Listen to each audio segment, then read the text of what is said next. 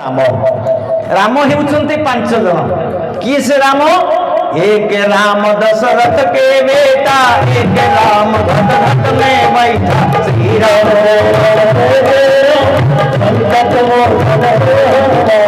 एक राम ही सकल पसरा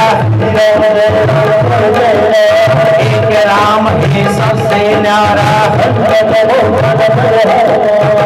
एक राम दशरथ का बेटा गोटे राम हेउचंती दशरथंकर पुओ से दशरथ किए रामचरित मानस गोस्वामी तुलसीदास लिखिले दशरथ किए जे राम को जन्म देवे साधारण पुरुष उर्स राम जन्म ही ना दशरथ किए ना दशरथ किमितिया राजा गोस्वामी तुलसीदास 99 वर्ष बयस रामचरित मानस 2 वर्ष 6 मास 11 दिन काल बसिक लिखिछन दशरथ भय राजा किए विधि हरि हर सुरपति निशिनाथ सुरपति निशिनाथ करनाऊ दशरथ उपगुण गाथा उपगुण गाथा बोल श्री राम जय जय राम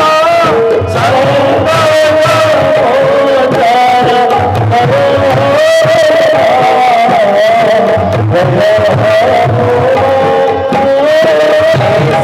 रामचंद्र की विधि बोलते विधाता ब्रह्मा हरि बोलते श्रीहरि श्री विष्णु हर बोलते शंकर भगवान सुरपति बोलते इंद्र देवता दिशीनाथ बोलते सूर्य एमाने समस्ते दशरथ नृपंकर गुणगाथा को वर्णना करती से दशरथ कहीं दशरथ एक काले 10 दिगे जारथ गमई दशरथ रूप सेई जगत जानई श्री राम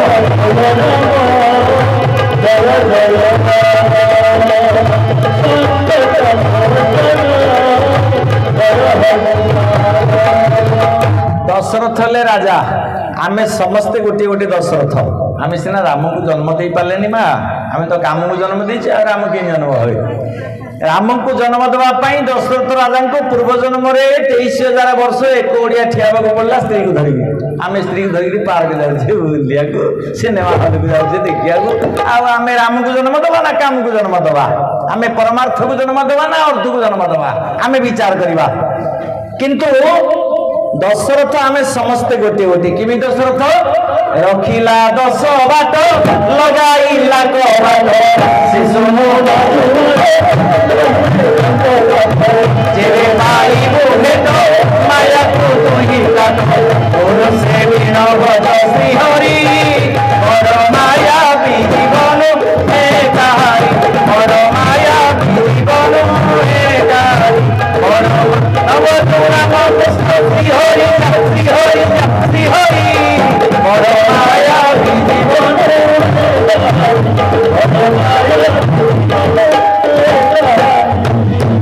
भगवान हेले मायाधर आमे समस्ते हेले मायावी जीव एते छलना जे केही जानि परिबे बंधुटे आम घर को आसिले ता संगे अधघंटा काल एमिति व्यवहार देखेबा से भूरी भूरी प्रशंसा करिक बाट जगह जाउथो से जेमति द्वार बंद देइथबा हमर आरंभ हो गेला एते कदर्य लोकटा काहे आस्तला हम घर के जानि बोली आनंद कंद भगवान की आनंद एक बार हरि आउरी एक बार हरि प्रभु श्री रामंकर कीर्ति आजि मध्य जाजुल्यमान आपण माने गोटे गोटे दशरथ 10टा द्वार भगवान आपन को देइचंती किंतु ब्रह्म द्वार को बंद कर देइचंती जेउठी ब्रह्म को बुझिबा कथा से द्वारटी आपनकर बंद हो गला से द्वार कोठी रहिची अविराम परमहंस करमलार संत बुद्धि देले माँ बापा मानी ब्रह्म को कोठी हमें खोजिबा ना ब्रह्म रंध्र देकरी ब्रह्म को खोजिबा आमे किंतु निश्वास को केबे दिने खोजिल सिंगाणी तो बुझे ना करे आ निश्वास केतबे जा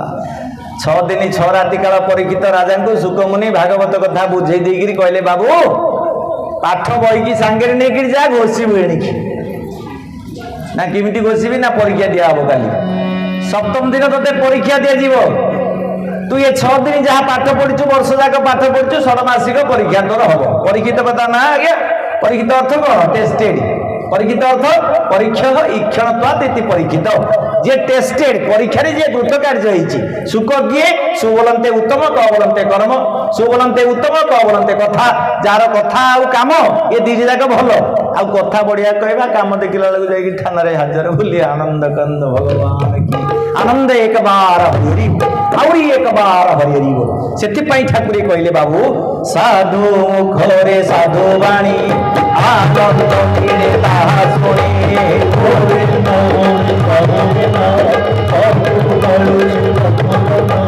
इमिति भी जड़े आज्ञा को जोर भोक गला 3 थर भाविले उठिक पलैबी कि पुणी भाव आउ शुणी पारे आउ जाऊना तेणु भगवान कथा को जी भल पाई ना कान पुरेकरी जी एकाने पुरे से काने बार कर देछि भगवान को कथा तार किसी काम लागबनी जे कान पुरे मन पुरे हृदय भीतर नहीं छाड़ी देछि भगवान आउता हृदय राज्य जीवेनि माँ प्रति मुहूर्त भगवान तार मन पड़े कहीं ना सी भगवान को पाखु आसी बोली आनंद कंद भगवान की शेष राम होउछन्ते आपण माने आत्मा राम रूपे रही छसक देह हरि माया जे करिनो संसार सुखे ताकु पासोई गोविंद गोविंद गोविंद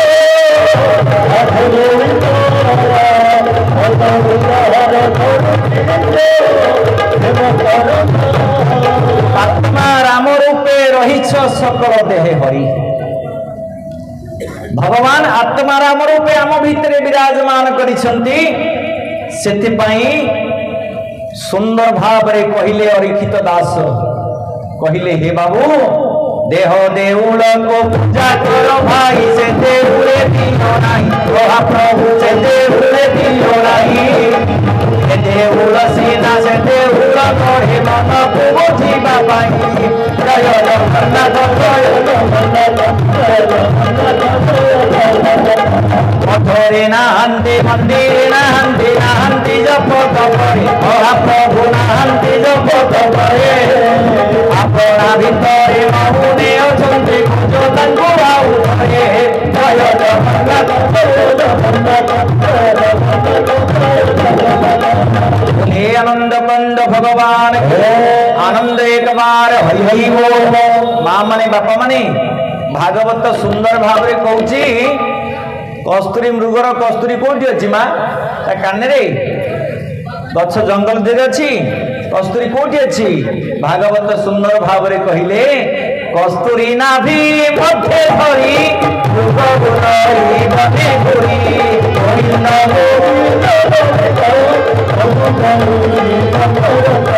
कस्तूरी नाभि मध्य धरि गोविंद मृग गुणरी बने गुरी नाभि भितर कस्तूरी अच्छी से खोजुची बनस्थ जाक सब मिल कौटी आया ठेका मुंडे बिड़ी दिखाई गामुचा खोजा आलेण जाक सबुआड़े मुंडे तो ठेका बिड़ा मुंड को छाड़िकी आम सबुआड़े खोजुचे तेणु भगवान को आम अंतर भितर रखीचे से जशोबन दास कहले बाबू माँ जो बिंधाणी टी तोते कला भियाण मनरे कला भियाण सेही तोते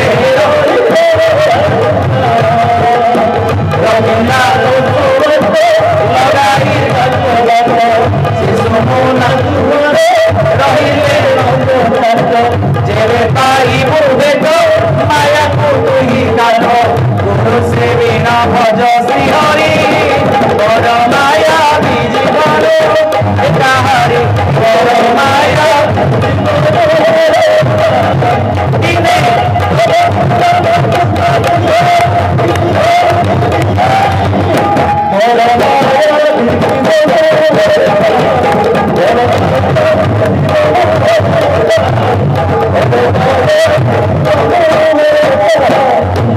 आनंद कंद भगवान आनंद एक बार हरि जेतबले गोटे गोटाए हाथ उठब ना आउ सब जगह हाथ शोई पड़ो से बंद करदे कारण धीरे धीरे शुभिले हाथ मैंने सब लास्ट हाथ जो शोई पड़ो से सज्जन भगवान हाथ उठेबे ना कौन भगारी पाक हाथ उठेबा थाना पहुँचेदब सी भगारी जदि हाथ उठे ना ताले से थाना नहीं पहुँचेदब आउ भगवान जदि हाथ उठी ना से थाना नहीं पहुँचेदेवे आपण मान को थाने नहीं पहुँचेदेवे बाटे नहीं पहुँचेदेवे अबाट को से मोटे नेबे ना जी अबाट को नवा मैं तारी पचरे गोड़े बोले आनंद कंद भगवान गाँ को 50,000 देला किंतु गाँव रु 50 लोक इंदिरा आवास 20,000 नहीं चली आम से पचरे गोड़े सज्जन राजा नाही राज्य रे मंत्री रे सौकार्य रे राजा नाही राज्य रे मंत्री रे सौकार्य रे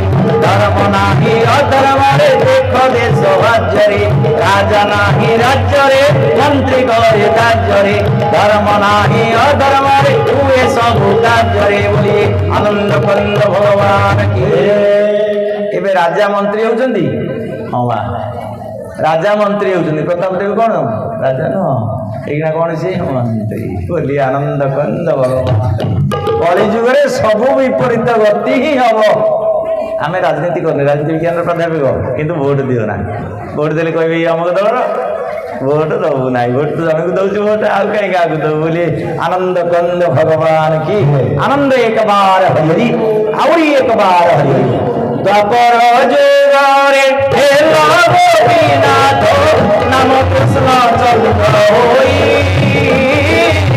कोई देवनाथ जगन्नाथ नाम जानते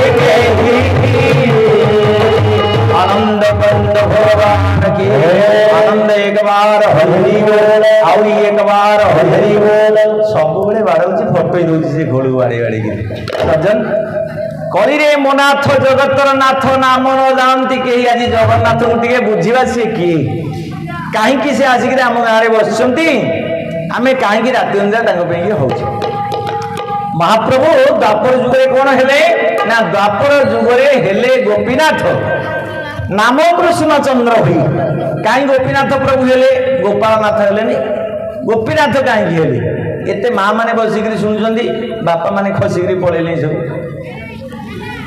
ये गोपीनाथ प्रभु हेले किंतु गोपाल बल्लभ महाप्रभु गोपाल बल्लभ बल्लभ माने बोधे स्वामी किंतु महाप्रभु गोपीनाथ ये हेले गोपी मानक गोप गोप धातुर सृष्टि गोप गोपन जन्म नहीं देवता माने से आपण माने भागवत पढ़िबे जेतबेले देवता माने क्षीर सिंधु आसी महाप्रभु को पाखे जाई निवेदन कले प्रभु तुमे टिके धरित्री मातार क्लांत को टिके लाघव कर कष्ट को टिके दूर कर महाप्रभु से देवता मान को कहले कहले हे देवगण सकल देव एवे जाई गोपन गोपुरे रही गोविंद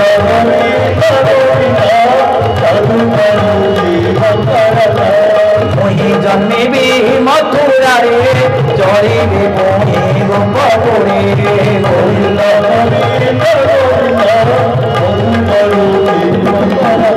हे देवता माने तुम्हें मो कथा टिके सुन तुम्बे सकल देव जाओ गोपपुर रे जन्म हुओ तुम्हें जाओ से जन्म होकर सब थब मु मथुरा जन्म ही तुम पाखक जीवी से आम जा कि लीलाकलाप करवा गोपी एक जन्म ने से माने भगवान पुणी गले दुर्गा पाख कहले हे दुर्गा सुन सुन हे दुर्गा सुन मोतर कहन जाओ गोपपुर गोविंद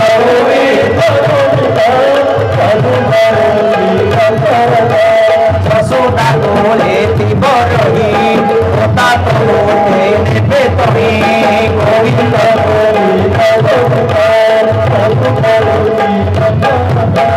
तुते आनीबे मुते तोई एक खानो जानिबे कही गोविंद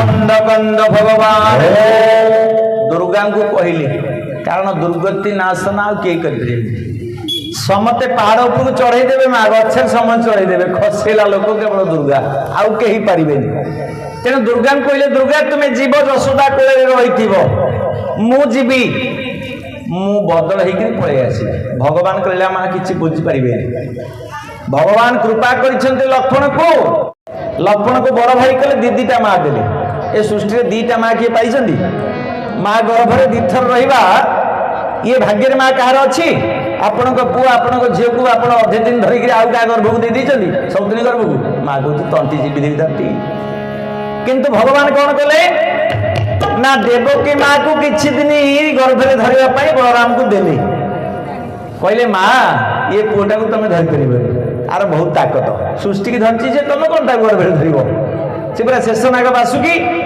से दीटा माँ गर्भरे रही बलराम को कहीं देवकी नंदन कहते ना रोहिणी नंदन बोली कहती बोली आनंद कंद भगवान की आनंद एक बार हरि हरि बोल आउरी एक बार हरि हरि बोल जेतबले भगवान ये द्वापर जुग रे जेतबले मथुरा रे जन्म नहीं जेतबले गोपपुर गले सेतबले दी जन को देखा देले कहा को देखा देले ना प्रथमे चंद्र देवता को देखा देले आकाशे उदे निसागर गोविंद उद कुमार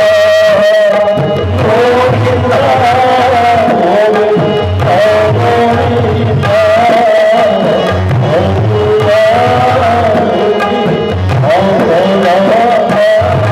प्रथमे चंद्र देवता को देखा देले कथा देइथिले तृतीय जुगरे दिन रे जन्म होइथिबारु सबु देवता माने राम को दर्शन करथिले चंद्र देवता दर्शन करि पार नथिले बोली कथा देइथिले प्रभु परम कारुणिक कृपालु जनरंजक सर्वजन मोक्षक महाप्रभु कथा देइथिले चंद्र देवता मोर कृष्ण अवतार रे प्रथमे तुमे देखा पाइबो चंद्र देवता प्रथमे देखा पाइले द्वितीय के देखा पाइले बापा मां तो देखिसंती ताकू छाड़ दियो द्वितीय रे देखा पाइले किए ना उग्रसेन से उग्र आउ सेन जमती कार्तिकेयर नाम है महासेन से महासेनाध्यक्ष से देवता मानकर से सेनापति उग्रसेन दिने प्रार्थना करथिला प्रभु मते टिके देखा दबनी ना हो देवी ना को दिन देखा दब ना तू देखि पारिबु मते ना हो देखि पारिबी जमती भगवान कहउचंती तुम माने बसिकरी मो कथा सुनि पाइबो सब हा मारथिले मते आनिकरी मा आइथिले कीर्तन करि आनथिले आनिथिले अछंती खसी पड़ेले कहीं खसी पड़ेले अतिथि आनी कीर्तन करनी भागवत कौन लिखुं माँ आज मोहर भाग्य देख देखिली मुख जानू अतिथि बाहुड़े से लोक प्रेत मुखे पड़े तार अजित पुण्य जेते गमयूर दुर्ति संगते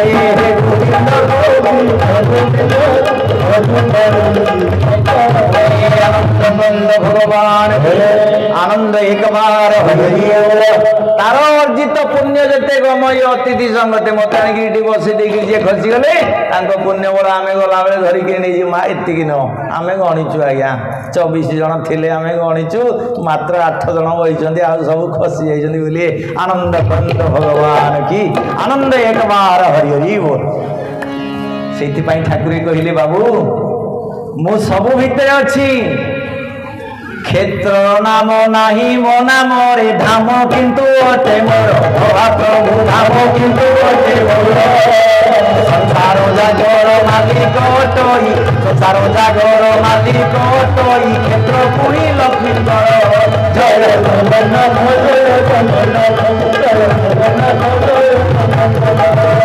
क्षेत्र मोहर नाम रेटी नाही श्रीक्षेत्र जो श्रीमंदिर आप देखिए कागज पत्र लक्ष्मी ना जगन्नाथ संपत्तिर मालिक होउछन्ति प्रभु बलभद्र जगन्नाथ जेते सुना रूपा मोती माणिक हीरा लीला सब अच्छी तार मालिक होउछन्ति प्रभु लोकनाथ जगन्नाथ जो महाप्रसाद अच्छी ता मालिकाणी होउछन्ति विमला ठाकुराणी आ जगन्नाथ सेवा दायित्व पंडा पढ़ियारी 36 पाटक रही महाप्रभु ना कि ଯୋଉଦିନ ପୁରୀ ଯାଇଥିଲେ ବୁଲିକିରି ଖୁସି ମନରେ ଫେରୁଛନ୍ତି, ସେ ଧଡ଼ିଆ ମଉସା ପଚାରିଲା ମା କୁଆଡ଼େ ଯାଇଥିଲୁ? ନା କାଳିଆ ଡୋରିଟିଏ ନାଗିଲା ତା ପାଖକୁ ଯାଇଥିଲି। ତାର କିଛି ନାହିଁ, କିନ୍ତୁ ସବୁର ମାଲିକ ସେ ବୋଲେ ଆନନ୍ଦ କନ୍ଦ ଭଗବାନ କି ଆନନ୍ଦ ଏକବାର ଆହୁରି ଏକବାର। ଗୋଟେ ବାଜିଟିଏ ଜଗନ୍ନାଥଙ୍କର କେଇଟା ଭୋଗ ତାକୁ ଘୋଷି ଦେଇଛି, ସେଇଆକୁ ଆସିକି ସବୁଆଡ଼େ କହୁଛି, ଲୋକକୁ କହୁଛି ମୁଁ ବ୍ରାହ୍ମଣଟାଇ କୁଆଡ଼େ। ସଜ୍ଜନ ଅନେକ ଜନ୍ମ ଭ୍ରମୀ ପ୍ରାଣୀ ମନୁଷ୍ୟ ଜନ୍ମ ନେଲା ପୁଣି ଦୁର୍ଲଭ ନର କଳେବର କେବଳ ମୁକ୍ତିର ଦ୍ୱାର ନରକ ନିସ୍ତାରଣ ଦ୍ୱାର। ଆମେ ମୁକ୍ତି ପାଇଁ ଏଠିକି ଆସିଛେ, ଯୁକ୍ତି ପାଇଁ ଆସିନେ ଆଜ୍ଞା। ଆମେ ତତ୍ତ୍ୱ ଶୁଣିବାକୁ ଆସିଛେ, ତର୍କ ଶୁଣିବା ପାଇଁ ଏଠିକି ଆସିନାହେଁ। ଭଗବାନଙ୍କର ହେଇ ରୁହନ୍ତୁ। ଛୋଟିଆ ଲୁହା ଖଣ୍ଡେ ନିଆଁ ଭିତରେ ପଡ଼ି ରହିଲେ ସେ ନିଆଁର ରୂପ ଆଉ ନିଆଁର ଗୁଣକୁ ଧରି ରଖିବ। ଛୋଟିଆ ଲୁହା ଖଣ୍ଡେ ଯଦି ନିଆଁକୁ ଧରି ରଖିଲା, ଆମେ ଟିକେ ଭଗବାନଙ୍କୁ ଧରି ରଖିପାରିବାନି? ଟୋପାଏ ଜଳ ଯଦି କ୍ଷୀର ଭିତରେ ଲୁଚିକି ରହିଲା, ବୁଡ଼ିକି ରହିଲା, ତାହେଲେ କ୍ଷୀର ଭଳିଆ ଦେଖାଗଲା। କ୍ଷୀରର ନାମକୁ ଧରିଲା, କ୍ଷୀରର କାମକୁ ଧରିଲା, କ୍ଷୀରର ଦାମକୁ ଧରିଲା, ତାର ରୂପ ବଦଳିଗଲା ପାଣି ଟୋପାଏ କ୍ଷୀରରେ ମିଶିକିରି। ଆମେ ଭଗବାନଙ୍କ ସହିତ ମିଶିକିରି ଆମ ଗୁଣକୁ ଭଲ କରିପାରିବାନି ମା? ଆମର ଇଚ୍ଛା ନାହିଁ। ଆଉ ଯେତେ କହିଲେ ଭାଗବତ ତ ଶୁଣିଲା ମୋର ଚିତ୍ତ ବୋଲେ ଆନନ୍ଦ କନ୍ଦ ଭଗବାନ କି ଆନନ୍ଦ ଏକବାର ହରିବ। ଭଗବାନ ପରୀକ୍ଷା କଲେ ଗୋପାଳଙ୍କୁ, କହିଲେ ଗୋପାଳ ବାଳକ ତମକୁ ଟିକେ ମୁଁ ପରୀକ୍ଷା କରିବି, ହେ ଗୋପୀ ମାନେ ତୁମକୁ ବି ପରୀକ୍ଷା କରିବି। ଭଗବାନ ପରୀକ୍ଷା କରନ୍ତି ମା, ବହୁତ ପରୀକ୍ଷା କରିବେ। କେମିତି? କଷି କଷାଇ ଫଳ ଦେବି, ଭୋଗିଲେ ବାହୁଡ଼ାଇ ନେବି।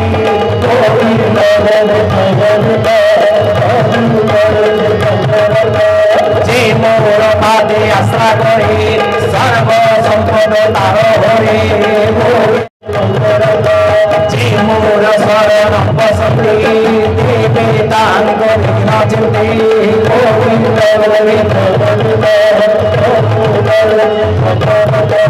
আনন্দ গন্ধ ভগবান যে মোর পাদে আশ্রা করে সর্ব সম্পদ তার হরে। ସବୁ ହରଣ କରିଦେଇ ତାକୁ ନିଃସ୍ୱ କରିଦେବି, ମୁଁ ପୁରା ବିଶ୍ୱବିହାରୀ। ଆଉ ତାର କ'ଣ ରଖିବି? ତାକୁ ନିଃସ୍ୱ କରିଦେବି। ଆଉ ଯେ ମୋର ପାଦ ଆଶ୍ରା କରେ ସର୍ବସମ୍ପଦ ତାର ହରେ। ଯେ ମୋର ଶରଣ ପଶନ୍ତି ଦେବେ ତାହାଙ୍କ ବିଘ୍ନ ଚିନ୍ତି। କଷି କଷାଇ ଫଳ ଦେବି, ନୋହିଲେ ବାହୁଡ଼ାଇ ନେବି। ଭଗବାନ କେମିତି କଷିବେ ମା? ଯଥା ସୁବର୍ଣ୍ଣମ ଚତୁର୍ଭି ପରୀକ୍ଷ ଦର୍ଶନମ କର୍ଷଣମ ତାପ ତାରଣମ ତଥା ନରାଣାଂ ଚତୁର୍ଭି ପରୀକ୍ଷ କାଇ ନ ବାଚି ନ ବ୍ୟବହାର ନ ଶୀର୍ଣ ଚହ। ଭଗବାନ ପରୀକ୍ଷା କେମିତି କରନ୍ତି ଜୀବକୁ? ଯଥା ସୁବର୍ଣ୍ଣମ ଚତୁର୍ଭି ପରୀକ୍ଷ, ସୁନାକୁ ସୁନାରୀ ବନ୍ତେ ବଣିଆ ସ୍ୱର୍ଣ୍ଣକାର ଯେମିତି ଚାରି ପ୍ରକାରରେ ପରୀକ୍ଷା କରେ। ଘର୍ଷଣମ କଷଟି ପଥରରେ ଘଷିବ, କର୍ଷଣମ ତେଜା ପରେ କଷିବ, ତାପ ବୋଲନ୍ତେ ନିଆଁରେ ତାକୁ ଆଉଟିବ, ତାରଣମ ହାତୁଡ଼ିରେ ତାକୁ ବାଡ଼େଇବ, ତାପରେ ସେ ସୁନାକୁ ପରୀକ୍ଷା କରିବ। ଯଦି ସୁନା ନାହିଁ, ପଡ଼ିଆ ସୁନା, ତାକୁ ଫୋପାଡ଼ି ଦେବ। ସେମିତି ଭଗବାନ ପରୀକ୍ଷା କରିବେ ଶରୀରକୁ ଦେଇକିରି। ମା ଭଗବାନ ପରୀକ୍ଷା କରୁଛନ୍ତି କାୟେନ ବାଚେନ ଜୀବ ଦେଇକିରି ପରୀକ୍ଷା କରୁଛନ୍ତି। ମାକୁ ସମ୍ମାନ ଦଉଛୁ ନା ମା ଭଣୀ କହିକି ପରୀକ୍ଷା କରୁଛନ୍ତି। ବ୍ୟବହାରକୁ ଦେଇକିରି ପରୀକ୍ଷା କରିଛନ୍ତି। କୋମଳ ବିନୟ ବସନ କହିତ ଶିବ ପ୍ରାଣୀ ମନ। ଏବେ ଆମେ କ'ଣ କହୁଛେ? ରାକ୍ଷସକୁ ଗିଳିଟି।